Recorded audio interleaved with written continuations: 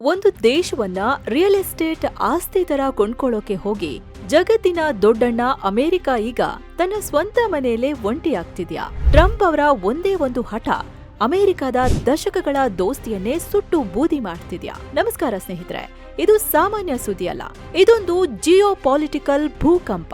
ಕೇವಲ ಕಳೆದ 48 ಗಂಟೆಗಳಲ್ಲಿ ಅಂದ್ರೆ ಜನವರಿ 16ರಿಂದ 18ರ ಒಳಗೆ ನಡೆದಿರೋ ಬೆಳವಣಿಗೆಗಳನ್ನ ನೋಡಿದ್ರೆ ಪ್ರಪಂಚದ ರಾಜಕೀಯದ ದಿಕ್ಕೆ ಬದಲಾಗ್ತಿದೆ ಅನ್ಸುತ್ತೆ. ಒಂದ್ ಕಡೆ ಅಮೆರಿಕ ಅಧ್ಯಕ್ಷ ಡೊನಾಲ್ಡ್ ಟ್ರಂಪ್ ನನ್ಗೆ ಗ್ರೀನ್ಲ್ಯಾಂಡ್ ಬೇಕೇ ಬೇಕು, ಕೊಡ್ಲಿಲ್ಲ ಅಂದ್ರೆ ನಿಮ್ಮ ವ್ಯಾಪಾರ ಬಂದ್ ಮಾಡ್ತೀನಿ ಅಂತ ಯುರೋಪ್ನ 8 ದೇಶಗಳಿಗೆ ಓಪನ್ ವಾರ್ನಿಂಗ್ ಕೊಟ್ಟಿದ್ದಾರೆ. ಇದಕ್ಕೆ ಹೆದರುತ್ತೆ ಅಂದ್ಕೊಂಡಿದ್ದ ಯುರೋಪ್ ಒಕ್ಕೂಟ ಟ್ರಂಪ್ ಮುಖಕ್ಕೆ ಹೊಡೆದ ಹಾಗೆ ಅಮೆರಿಕ ಜೊತೆಗಿನ ಮಹತ್ವದ ವ್ಯಾಪಾರ ಒಪ್ಪಂದವನ್ನೇ ಫ್ರೀಸ್ ಮಾಡಿದೆ. ಅಷ್ಟೇ ಆಗಿದ್ರೆ ಅಮೆರಿಕ ತಡ್ಕೊಳ್ತಿತ್ತೇನೋ.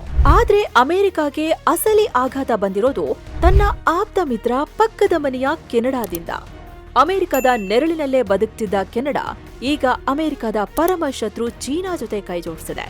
ಕಾರು, ಕ್ಯಾನೋಲಾ ಮತ್ತು ಕೋಟಿ ಕೋಟಿ ಡಾಲರ್ ಡೀಲ್ ಕುದುರಿಸಿದೆ. ಹಾಗಿದ್ರೆ ಏನಿದು ಗ್ರೀನ್ಲ್ಯಾಂಡ್ ರಾದ್ಧಾಂತ?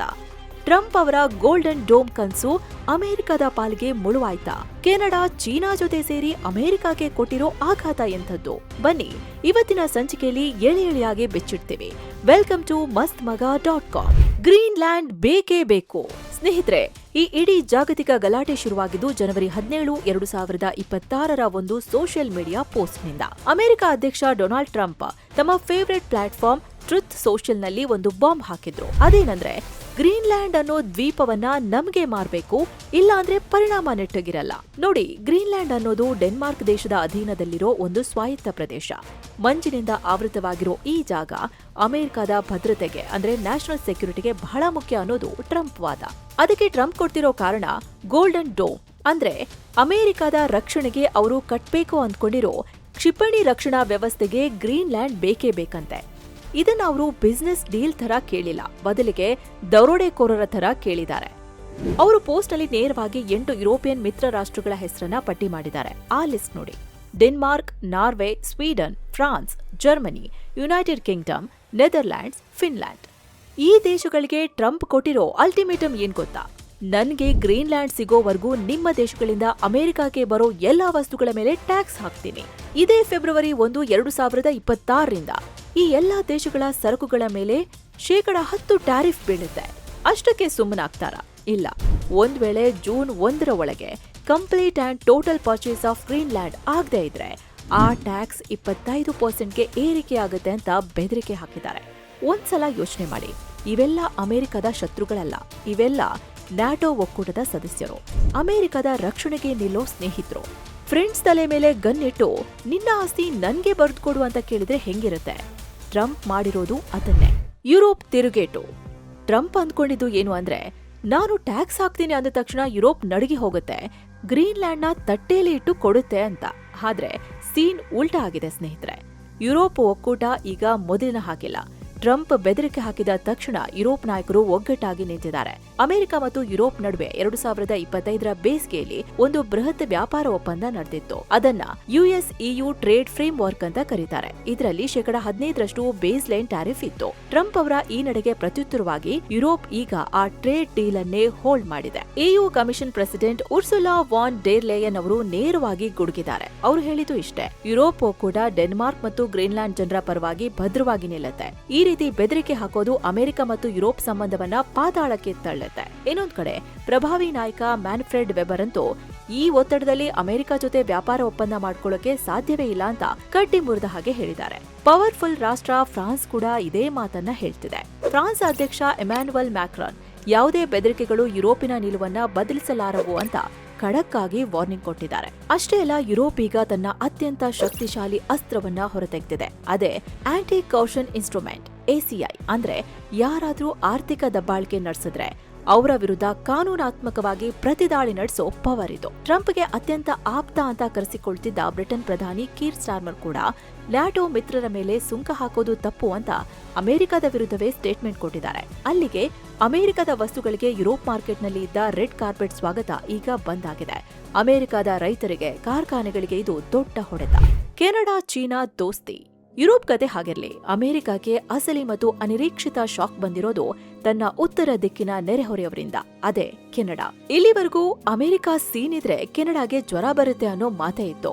ಆದ್ರೆ ಜನವರಿ 16, 2026 ನಡೆದ ಒಂದು ಘಟನೆ ಇತಿಹಾಸವನ್ನೇ ಬದಲಿಸಿದೆ.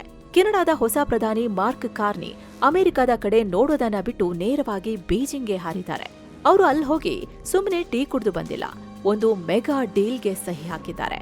ಆ ಡೀಲ್ನ ವಿವರ ಕೇಳಿದ್ರೆ ನಿಮಗೆ ಆಶ್ಚರ್ಯ ಆಗತ್ತೆ. ಒಂದು, ಎಲೆಕ್ಟ್ರಿಕ್ ವಾಹನಗಳು. ಮೊದಲು ಕೆನಡಾ ಚೀನಾದ ಎಲೆಕ್ಟ್ರಿಕ್ ಕಾರ್ಗಳ ಮೇಲೆ ಬರೋಬ್ಬರಿ 100% ಸುಂಕ ಹಾಕಿತ್ತು, ಅಮೆರಿಕವನ್ನ ಖುಷಿಪಡಿಸೋಕೆ. ಆದ್ರೆ ಈಗ ಹೊಸ ಡೀಲ್ ಪ್ರಕಾರ ಚೀನಾದ 49,000 ಎಲೆಕ್ಟ್ರಿಕ್ ಕಾರ್ಗಳು ಕೇವಲ 6.1% ಸುಂಕದೊಂದಿಗೆ ಕೆನಡಾ ಮಾರುಕಟ್ಟೆಗೆ ನುಗ್ಗಲಿವೆ. ಇದು ಅಮೆರಿಕದ ಕಾರು ಕಂಪನಿಗಳಿಗೆ ನೇರವಾದ ಪೈಪೋಟಿ. ಎರಡನೇದು, ಕೃಷಿ ವ್ಯಾಪಾರ. ಇದಕ್ಕೆ ಪ್ರತಿಯಾಗಿ ಚೀನಾ ಏನ್ ಮಾಡಿದೆ? ಕೆನಡಾದ ರೈತರು ಬೆಳೆಯೋ ಕ್ಯಾನೋಲಾ ಮೇಲಿನ ಟ್ಯಾಕ್ಸ್ ಅನ್ನ 15% ಇಳಿಸಿದೆ. ಜೊತೆಗೆ ಸೀ ಫುಡ್ ಮೇಲಿನ ಎಲ್ಲಾ ನಿರ್ಬಂಧಗಳನ್ನ ತೆಗೆದು ಹಾಕಿದೆ.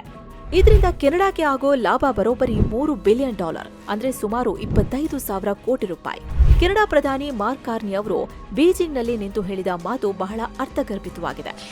V take the world as it is, not as we wish it to be. ಇದರ ಒಳಾರ್ಥ ಇಷ್ಟೇ, ಅಮೆರಿಕ ನಂಬಿಕೊಂಡು ಕೂತ್ರೆ ಹೊಟ್ಟೆ ತುಂಬಲ್ಲ. ಟ್ರಂಪ್ ಅವರ ಮೂಗಿನ ನೇರದ ಪಾಲಿಸಿ ನಮಗೆ ಸೆಟ್ ಆಗಲ್ಲ. ನಮಗೆ ಬಿಸ್ನೆಸ್ ಬೇಕು, ಅದನ್ನ ಚೀನಾ ಕೊಡ್ತಿದೆ. ಸ್ನೇಹಿತರೆ, ಇದನ್ನ ಜಿಯೋ ಪಾಲಿಟಿಕ್ಸ್ ಭಾಷೆಯಲ್ಲಿ ಸ್ಟ್ರಾಟಜಿಕ್ ಪೈವೋಟ್ ಅಂತ ಕರೀತಾರೆ.